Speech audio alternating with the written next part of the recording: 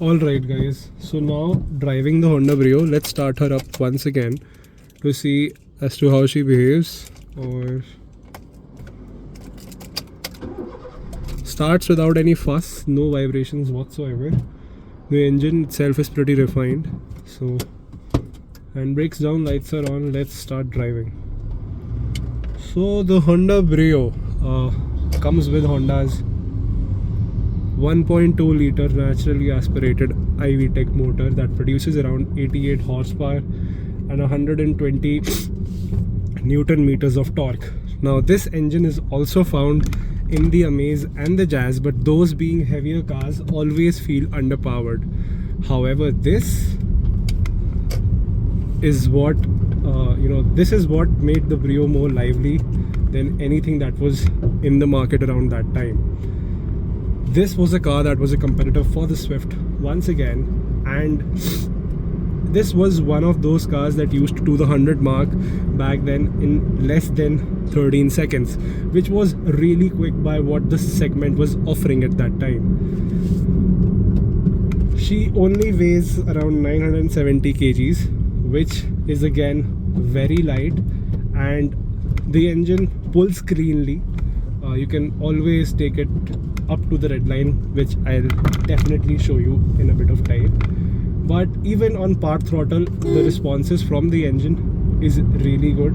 You can put your foot down, it's got a decent mid-range. There is not a lot of feel in the lower end. However, once you get moving and once you're past 2000 rpm, the car really shines, and things like overtakes like these and anything is not really a problem for the Brio.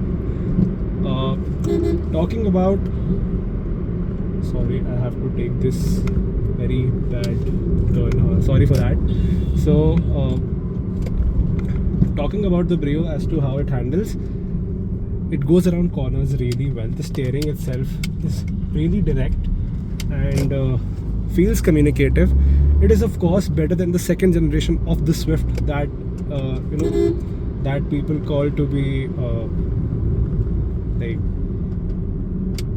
an enthusiast car. This one, however, is really something that Honda could have worked on, probably should have marketed more and lowered the prices a bit. They did eventually, but if your prices are higher up during the initial years of sale, you definitely won't you definitely won't expect the car to do well even if you price it well afterwards. Now let's talk about what matters, that is the engine. I'll not talk much, I'll just let the car do the talking. So here we are at full zero, and let's launch this baby up. Alright, the car goes till 3500 rpm on idle, and once the traffic is clear, let's launch her up. So okay, so 3, 2, 1. 7000 rpm madness from a Honda motor as expected. The WRV also used to get this engine, but it never used to feel so powerful as it does right now. This is a really good motor, a really potent one at that, and the Brio just flies. It is really flying. Of course, it's not that stable, especially on those punny 14-inch wheels. However, the car is really sure-footed. It screams performance. It screams that you need to rev her out and get the best out of it. And of course, you'll have loads of fun. However, even if you want to play it on part throttle, you can obviously do that and enjoy a good amount of efficiency that used to be offered back then. However, more than anything, what I feel is what attributed to the failures of this car is of course the high pricing and the fact that Honda never gave it the attention it required. It didn't get any facelift, and the one that it got wasn't really good in terms of features or anything, and eventually sales also died down and people also stopped buying their cars. Now that's what's happening to Honda these days, but back in the day when their portfolio was big enough, they had a lot of good cars and Indians did respect that. But the Honda's attitude that they'll always stay on top eventually misfired and eventually backfired, and now it's almost that, you know, we eventually hear every 2-3 months that Honda will leave the country and everything shit like that. But this is a great car. If you can find one in the pre-owned market, you should definitely do that. And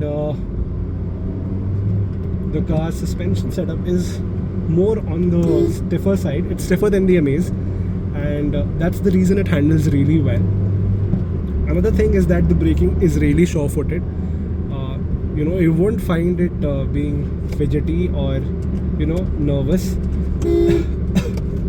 And the steering too is very direct. It's quick to respond, and also the fact that it's an old car, so it has that old Honda charm of being very tightly put together. This car does not have any rattles whatsoever. It is more than 10 years old now, and even today the panels, the panel gaps and everything seems so well fitted that it can put today's cars to shame. The overall quality as well is apparent in the way the car has aged, and you cannot find any modern Hondas doing that whatsoever. I've got a 4th generation City, and that car does rattle a bit. Even the newer Cities, you know, have that rattling issue, but it wasn't ever present in these old gems from Honda that used to be offered.